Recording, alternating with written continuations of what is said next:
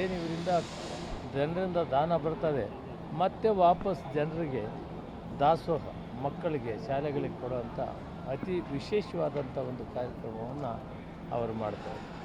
ದಾಸೋಹ ಬಹಳ ಪವಿತ್ರವಾದಂಥದ್ದು. ಅದನ್ನು ಕೂಡ ಕೈಗೊಂಡಿದ್ದಾರೆ, ಲಕ್ಷಾಂತರ ಜನ ಕೊಡ್ತಾ ಇದ್ದಾರೆ. ಅದಕ್ಕೆ ಇನ್ನೂ ಹೆಚ್ಚಿನ ರೀತಿಯಲ್ಲಿ ಬೆಳೀಲಿ, ಇದು ಜನಸೇವೆ ಮಾಡಲಿ ಅಂತ ಆ ಕೃಷ್ಣ ಪರಮಾತ್ಮನ ಪ್ರಾರ್ಥನೆ ಮಾಡೋಣ. ಭೇಟಿ ನೀಡಿದ್ರಿ, ಇದು ಆಮೇಲೆ ನೀವು ನಡೀತದೆ ಭೇಟಿ ನೀಡಿದ್ರಿ ಸರ್, ಏನು ಮಾತುಕತೆ ಆಯಿತು? ನೀವೇನ ಈಗ ಸಿಎಂನ ಚೇಂಜ್ ಮಾಡಬೇಕು ಅನ್ನೋ ಕೂಗು ಕೇಳಿ ಬರ್ತಾ ಇತ್ತು. ನೀವೇನಾದರೂ ದಲಿತ ಸಿಎಂ ಆದರೆ ನೀವು ಕೂಡ ರೇಸಲ್ಲಿದ್ದೀರಾ? ನಿಮಗೆ ಕೊಡೋ ಚಾನ್ಸ್? ಸಿಎಂ ಅನ್ನು ಬದಲಾವಣೆ ಮಾಡೋ ಪ್ರಶ್ನೆನೇ ಇಲ್ಲ. ಕ್ಷುಲ್ಲಕ ಕಾರಣಕ್ಕೆ ಸಿಎಂ ಅನ್ನು ಪಾರ್ಟಿ ಮಾಡಿದ್ದಾರೆ. ನಾವು ಹೋರಾಟಕ್ಕೆ ಸದಾ ಸಿದ್ಧವಾಗಿದ್ದೀವಿ. ಸಂವಿಧಾನ ರಕ್ಷಣೆ ಮಾಡೋದಕ್ಕೆ, ಪ್ರಜಾಪ್ರಭುತ್ವ ಉಳಿಸಲಿಕ್ಕೆ ರಾಜ್ಯಪಾಲರನ್ನು ಸಂವಿಧಾನಬದ್ಧವಾಗಿ ಇಲ್ಲಿ ಬಿಟ್ಟಿದ್ದಾರೆ. ಅವರ ಕರ್ತವ್ಯ ಪಕ್ಷ ಭೇದಗಳನ್ನು ಬಿಟ್ಟು ಸಂವಿಧಾನವನ್ನು ರಕ್ಷಣೆ ಮಾಡಬೇಕು, ಪ್ರಜಾಪ್ರಭುತ್ವಕ್ಕೆ ಶಕ್ತಿಯನ್ನು ತುಂಬ. ದುರಾದೃಷ್ಟ ಅವರು ಇವತ್ತು BJPಯ ಕೈಗೊಂಬೆಯಾಗಿ ಕೆಲಸ ಮಾಡ್ತಾ ಇದ್ದಾರೆ. ಬಹುತೇಕ ಇತಿಹಾಸದಲ್ಲಿ ಇಂಥವೆಲ್ಲ ಕೆಟ್ಟ ಘಟನೆಗಳಾಗಿ ಉಳಿಯುತ್ತದೆ. ಇದಾಗಬಾರ್ದು. ರಾಜ್ಯಭಾರ ಮಾಡೋದಕ್ಕೆ 136 ಜನನ ಆಯ್ಕೆ ಮಾಡಿ ನಮಗೆ ಜನಾದೇಶ ಬಂದಿದೆ.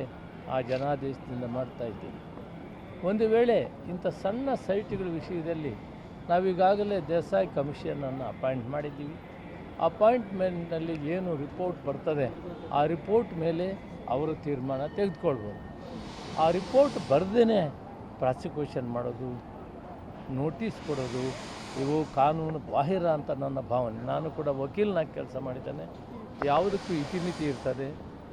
ಪ್ರಜಾಪ್ರಭುತ್ವದಲ್ಲಿ ಸುಭದ್ರವಾಗಿ ಅತ್ಯುತ್ತಮವಾದಂಥ ಕೆಲಸ ಮಾಡುವಂಥ ಸರ್ಕಾರಗಳನ್ನು ಉಡುಮೇಲು ಮಾಡುವಂಥ ಕೆಲಸವನ್ನು ಮಾಡೋದು, ಇದು ಸಂವಿಧಾನ ಕಗ್ಗೊಲೆ ಆಗ್ತದೆ. ಇದು ಕೈ ಹಾಕಬಾರ್ದಂತ BJPಯವರಿಗೆ ನಾನು ಮನವಿ ಮಾಡ್ತೇನೆ. ಸರ್, ಈಗ ಮುಂದಿನ ತಿಂಗಳಿಂದ ಅನ್ನಭಾಗ್ಯ ಯೋಜನೆದು ಅಕ್ಕಿಗಳು 5 kg ಕೊಡ್ತಾ ಇದ್ದಾರೆ ಅಥವಾ ಹೇಗೆ? ನಾವು 5 kg ಈಗಾಗಲೇ ಅದಕ್ಕೆ ಬದಲು ಹಣ ಕೊಡ್ತಾ ಇದ್ದೀವಲ್ಲ. ಈಗ ನಾಳೆ ಯೋಚನೆ ಮಾಡ್ತಾ ಇದ್ದೀವಿ. ಪ್ರಹ್ಲಾದ್ ಜೋಶಿ ಅವರನ್ನು ಕೂಡ ನಮ್ಮವರೇ ಆಗಿದ್ದಾರೆ ಮಂತ್ರಿ, ಅವ್ರನ್ನೂ ಭೇಟಿಯಾಗಿದ್ದೀನಿ. ಮುಂದಿನ ವಾರದಲ್ಲಿ ಮತ್ತೊಮ್ಮೆ ಅವ್ರನ್ನ ಭೇಟಿಯಾಗಿ ಸಂಪೂರ್ಣ ತೀರ್ಮಾನ ತೆಗೆದುಕೊಳ್ಳಿ. ಒಂದು ವೇಳೆ ಸುಮಾರು 93% ಗ್ರಾಹಕರು ನಮಗೆ ಸ್ವಲ್ಪ ಬದಲಾವಣೆ ಮಾಡಿ ಮತ್ತು ಬೇಳೆ ಕೊಡಿ, ಎಣ್ಣೆ ಕೊಡಿ, ಸಕ್ಕರೆ ಕೊಡಿ ಅಂತೂ ಕೇಳ್ತಾ ಇರೋರು 193% ಕೇಳಿದೆ. ಜೊತೆಗೆ ರಾಜ್ಯದ ಕಾರ್ಡ್ಗಳಿಗೆ ನಮಗೆ ಪ್ರತಿ ತಿಂಗಳು 20,000 ಮೆಟ್ರಿಕ್ ಟನ್ ಬೇಕೇ ಬೇಕು. ಕೇಂದ್ರ ಸರ್ಕಾರ ಕೊಡ್ತಾ ಇದೆ. ಅದರ ಜೊತೆಗೆ ನಾವೇ ರಾಜ್ಯದಲ್ಲಿ ಕೇಂದ್ರ ಸರ್ಕಾರ ಒಂದು ಲಿಮಿಟೇಷನ್ ಇದೆ. ಅದಾದ ಮೇಲೆ ಕೊಟ್ಟಂಥ ಕಾರ್ಡ್ಗಳಿಗೆ ನಾವು ಕೊಡಬೇಕಾಗ್ತದೆ. ಅದಕ್ಕೆ ನಾವು FCAಯಿಂದ ತೆಗೆದುಕೊಳ್ಬೇಕಾಗ್ತದೆ. ನಾನು ಮಾನ್ಯ ಮಂತ್ರಿಗಳ ಹೋದ ಸಾರಿ ಭೇಟಿಯಾಗಿದೆ, ಮತ್ತೊಮ್ಮೆ ಭೇಟಿಯಾಗಿ ನಮ್ಗೆ ಎಷ್ಟು ಬೇಕಾಗ್ತದೆ ಅಷ್ಟನ್ನು ತಗೊಳ್ತೀವಿ. ಸರ್, ಇನ್ನು ದರ್ಶನ್ ವಿಚಾರವಾಗಿ ಒಂದು ಫೋಟೋ ವೈರಲ್ ಆಗ್ತಾ ಇದೆ. ಜೈಲಲ್ಲಿ ವೈರಲ್ ಆಗ್ತಾ ಇದೆ. ಫೋನ್ ಸಿಗುತ್ತಾ ಅಲ್ಲಿನ ಜೈಲಲ್ಲಿರೋರಿಗೆ? ಮತ್ತೆ ಸರ್ಕಾರಕ್ಕೆ ಒಂದು ರೀತಿ ಮುಜುಗರಕ್ಕೀಡಾಗುವಂಥದ್ದು, ಕಾನೂನು ಸುವ್ಯವಸ್ಥೆ ಸರಿ ಇಲ್ಲ ಅನ್ನುವಂತಹ ಪ್ರಶ್ನೆ ಕಾಡ್ತಾ ಇದೆ. ಸರ್ಕಾರಕ್ಕೆ ಕೆಟ್ಟ ಹೆಸರು ಬರ್ತಾ ಇದೆ ಸರ್, ಏನು ಹೇಳ್ತೀರಿ?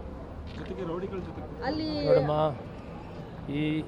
ಈ ಎಂಟೈರ್ ಎಪಿಸೋಡು ನಾನು ಎಲ್ಲಿ ಕೂಡ ಮಾತಾಡಿಲ್ಲ, ಇವತ್ತು ಮಾತಾಡಲ್ಲ. ಯಾವ್ಯಾವ ಪ್ರಜೆ ಯಾರೂ ಕೂಡ ಒಳ್ಳೆಯ ಸನ್ಮಾರ್ಗದಲ್ಲಿ ನಡಿಬೇಕು. ಎಷ್ಟೇ ಶ್ರೀಮಂತರಾಗಲಿ ಅನುಕೂಲಸ್ಥರಾಗಲಿ ನಾವು ನಮ್ಮ ಇತಿಮಿತಿಯಲ್ಲೇ ನಡಿಬೇಕು. ಇವೆಲ್ಲ ಎಲ್ಲೇ ಮೇಲೆ ಹೋಗಿವೆ. ನಾನು ಕಾಮೆಂಟ್ ಮಾಡಲ್ಲ ಅದ್ರ ಬಗ್ಗೆ. ದರ್ಶನ್ ಬಗ್ಗೆ ಅಲ್ಲ ಸರ್, ನಿಮ್ಮ ಸರ್ಕಾರ ಅದರ ಬಗ್ಗೆ ಗೃಹ ಸಚಿವರಿದ್ದಾರೆ. ಗೃಹ ಸಚಿವರು ಅದನ್ನೆಲ್ಲ ನೋಡ್ಕೊಳ್ತಾರೆ. ಸನ್ಮಾನ್ಯ ಪರಮೇಶ್ವರ್ ಅವರು ಅನುಭವ ಇದೆ, ತಗೊಳ್ತಾರೆ. ಓಕೆ, ಹೇಳಿದ್ನೆಲ್ಲ ಮಲ್ಲೆ. ಸೊ ಆದ್ದರಿಂದ ಆ ವಿಷಯದಲ್ಲಿ ಗೃಹ ಸಚಿವರು ನೋಡ್ತಾನೆ, ನಾನು ಕೂಡ ಅವ್ರ ಗಮನಕ್ಕೆ ತರ್ತೀನಿ. ಸರ್, ಈಗ EKYC ಮಾಡಲಿಲ್ಲ ಅಂದರೆ ರೇಷನ್ ಕಾರ್ಡ್ ರದ್ದಾಗುತ್ತೆ ಅಂತ ಹೇಳ್ತಾ ಇದ್ದಾರೆ. ರೇಷನ್ ಕಾರ್ಡ್ ಯಾವುದೇ ಕಾರಣಕ್ಕೂ ರದ್ದಾಗಲ್ಲ. ಎಷ್ಟು ಜನಕ್ಕೆ ಕೊಡ್ತಾ ಇದ್ದೋ ಅಷ್ಟೂ ಕೊಡ್ತೀವಿ.